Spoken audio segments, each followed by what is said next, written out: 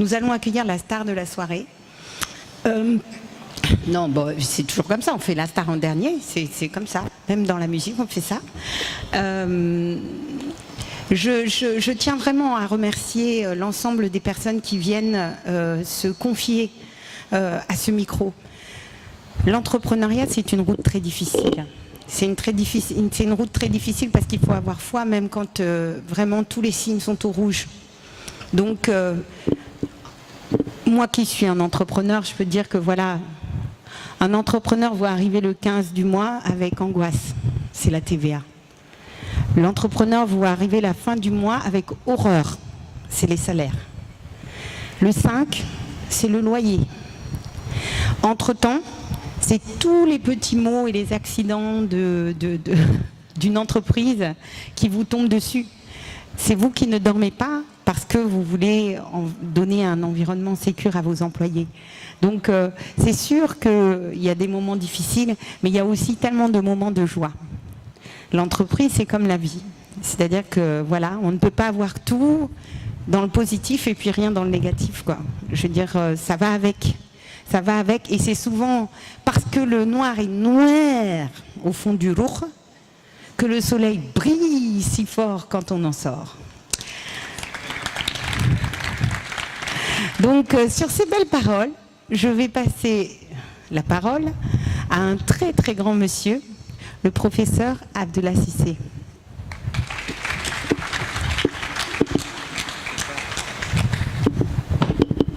Bonsoir, mesdames, messieurs. Je ne sais pas, après cette présentation, si j'aurai le courage de parler.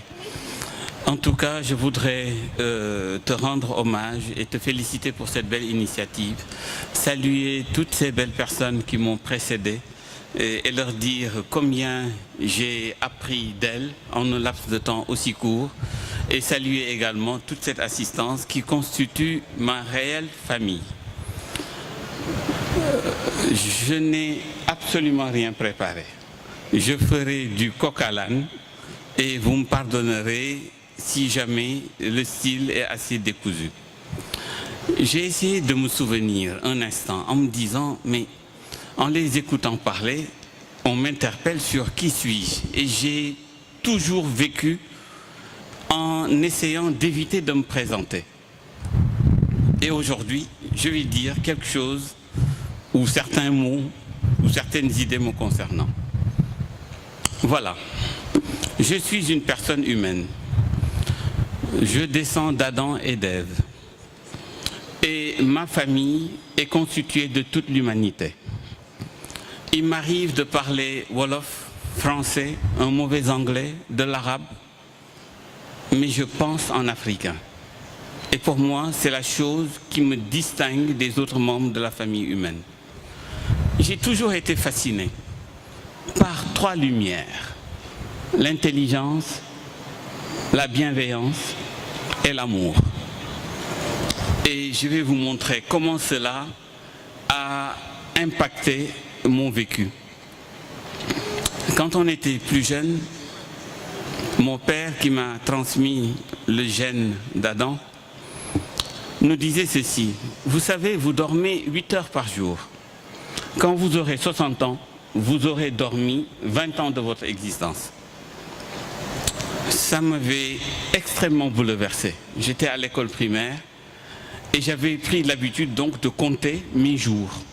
C'est la raison pour laquelle, même devenu adulte, il m'arrive de donner le nombre de jours que j'ai vécu en oubliant mes années de naissance.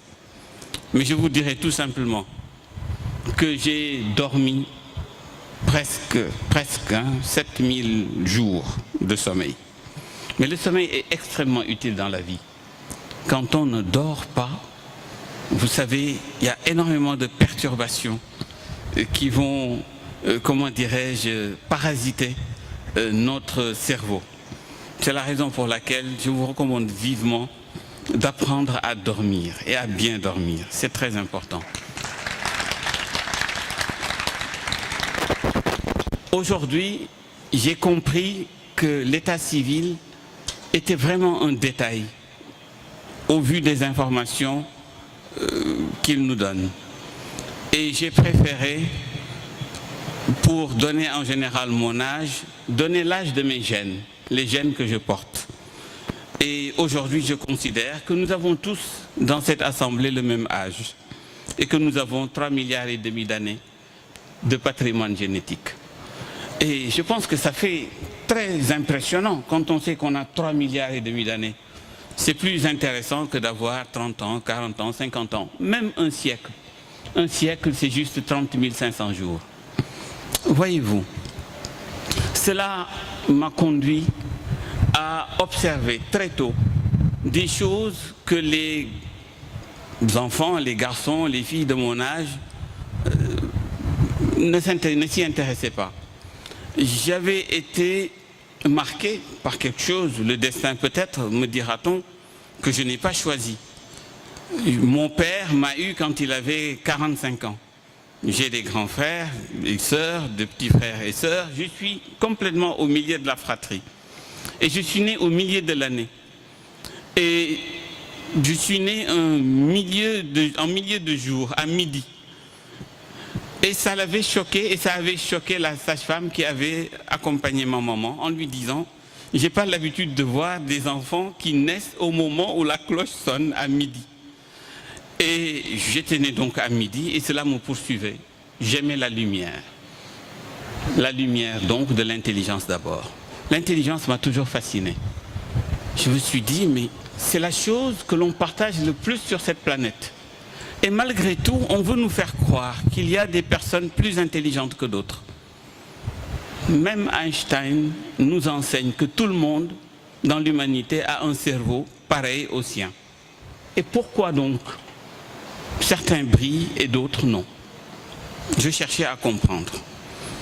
Et durant tout mon cursus, je vous en raconterai quelques anecdotes, je ne pouvais pas accepter l'idée qu'une personne soit nulle, qu'une personne soit inintelligente.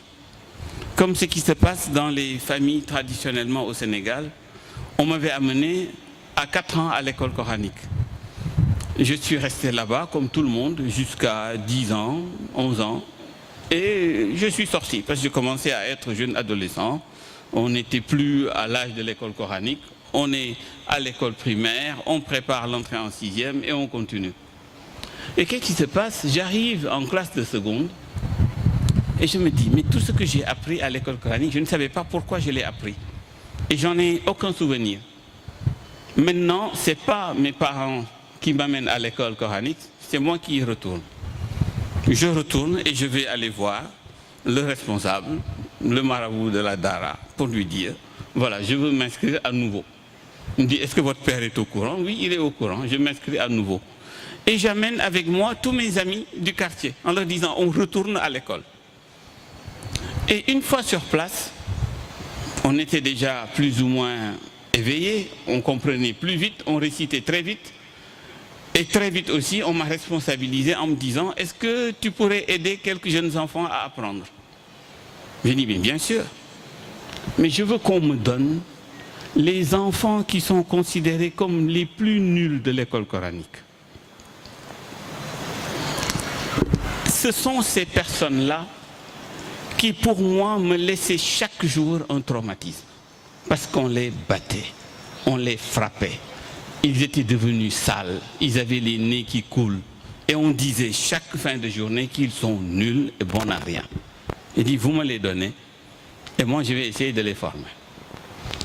Les petites pièces que ma mère ou mon père me donnaient pour dégoûter, j'en achetais des mouchoirs et des bonbons. Et je venais à l'école en essayant de leur expliquer ce qu'il fallait faire, de les aider à comprendre avec le sourire, la gentillesse, bref, la bienveillance. Et ils comprenaient. Et ils récitaient. Et quand ils récitaient, je leur donnais un bonbon. Et quand ils avaient un petit problème quelque part de propreté ou autre, je leur offrais aussi un mouchoir.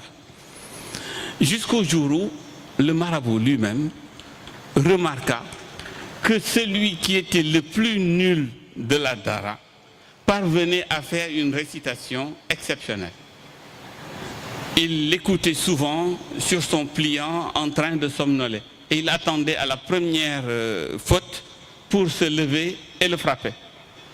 Et là, il l'écoute, il n'y a aucune faute, tout se passe très bien, il se réveille, il le regarde, il dit mais c'est pas un tel là qui faisait toujours des bêtises? Il dit oui. Il dit mais qui est parvenu à lui faire réciter quoi que ce soit? On lui dit c'est lui là. Et on m'appela. Et ce jour-là, ça a créé un déclic. Pour moi, c'était possible. Il n'y a pas de personne nulle. Il y a des personnes que l'on encadre et des personnes que l'on n'encadre pas. Cela a attisé chez moi le désir d'enseigner, de partager.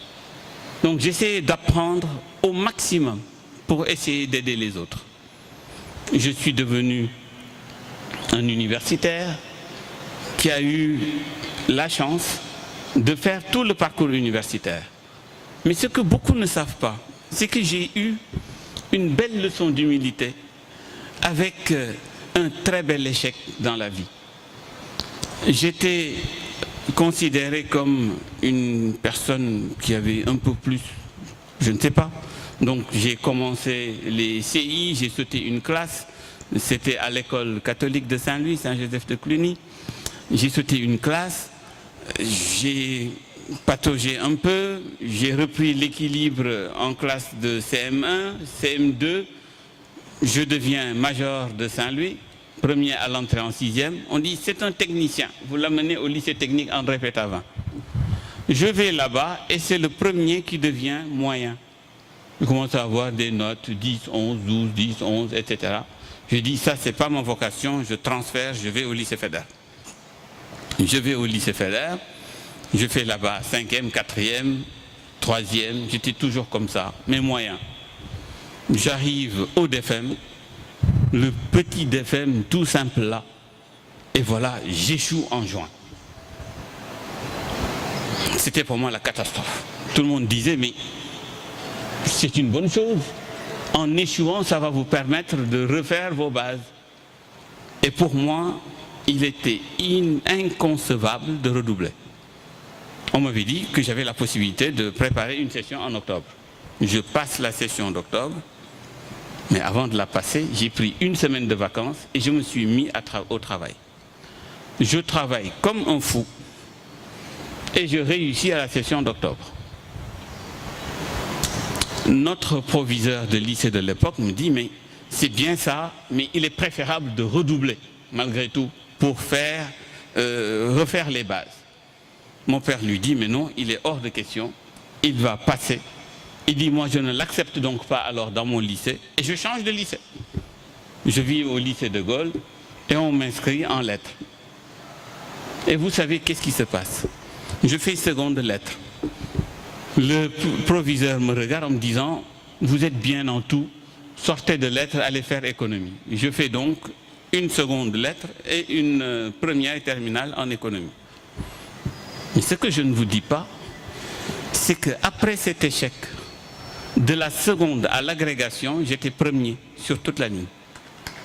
Il a fallu tomber. Si on m'avait demandé d'échouer pour avoir ce résultat, peut-être j'aurais refusé. On ne sait pas ce qui se cache derrière les apprentissages. Il n'y a pas d'échec en réalité. C'est une idée reçue des hommes. L'échec n'existe pas. Il y a des expériences qui sont positives et d'autres qui sont négatives, mais elles convergent toutes vers la même direction. J'ai eu la chance, dans ce parcours universitaire, d'avoir occupé tous les postes. J'ai été assistant et j'ai gravi jusqu'au sommet des profs.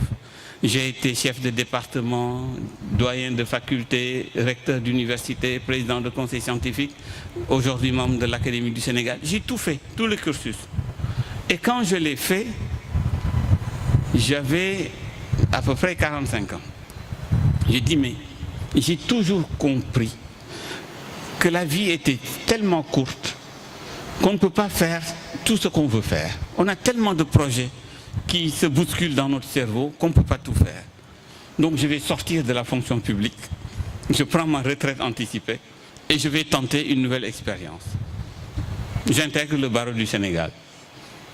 Je crée un cabinet d'avocats, de conseil, avec ma douce moitié, j'y reviendrai tout à l'heure, et on continue jusqu'à présent à cheminer en essayant d'élargir nos horizons. En le faisant, je suis juste mu par une seule idée. Je ne raisonne pas en termes d'années, je raisonne en termes de jours. Pour moi, tous les projets que l'on veut développer nécessitent juste 1000 jours pour être placés en orbite.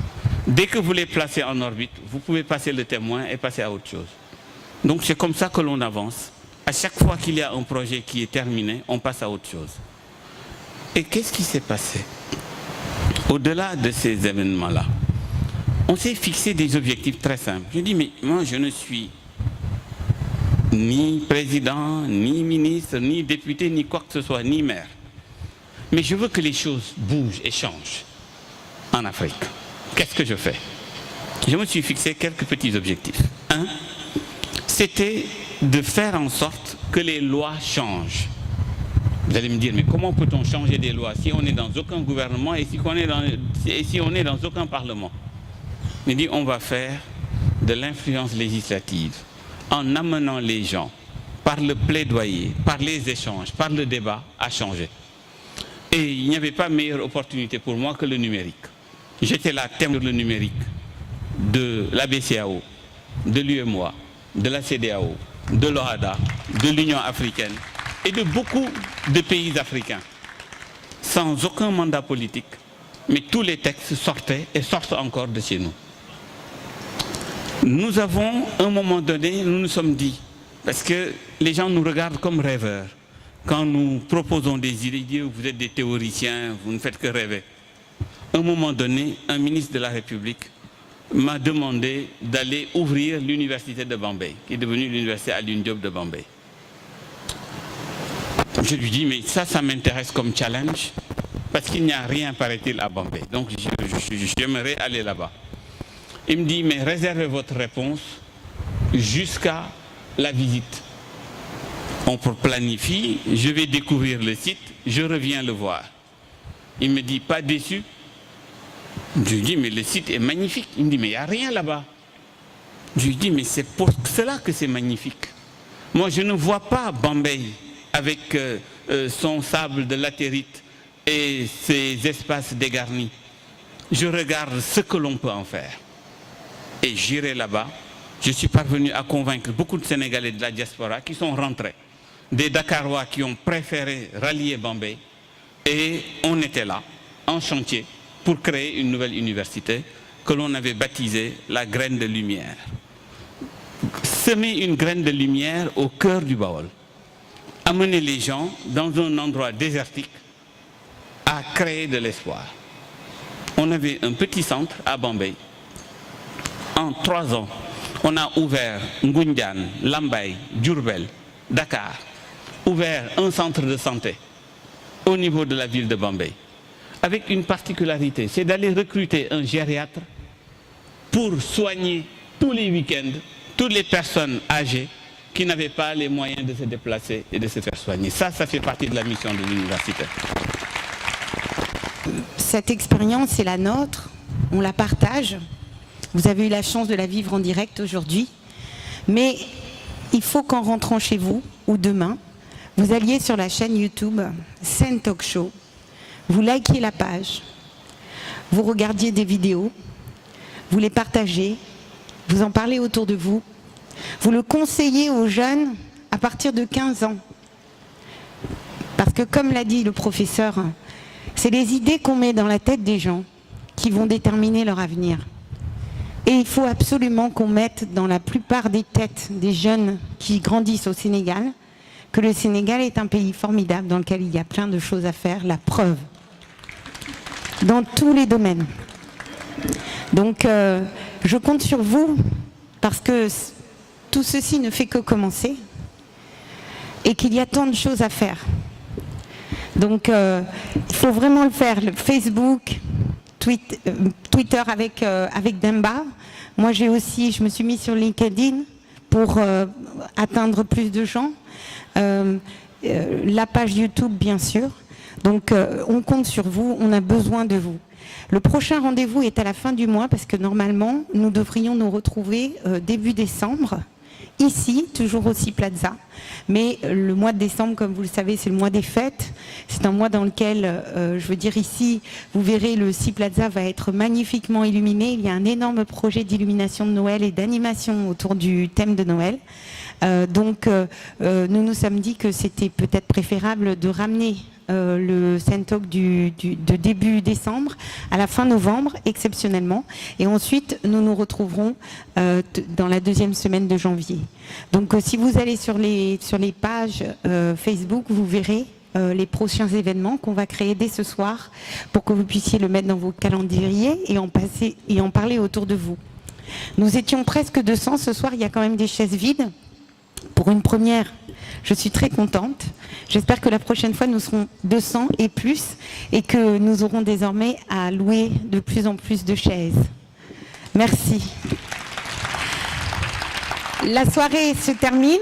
Les intervenants sont là. Si vous voulez leur parler, c'est le moment. On peut faire un peu de rubbing shoulder en retournant à nos voitures ou en allant prendre les taxis ou les transports. Merci, bonne soirée, bon week-end.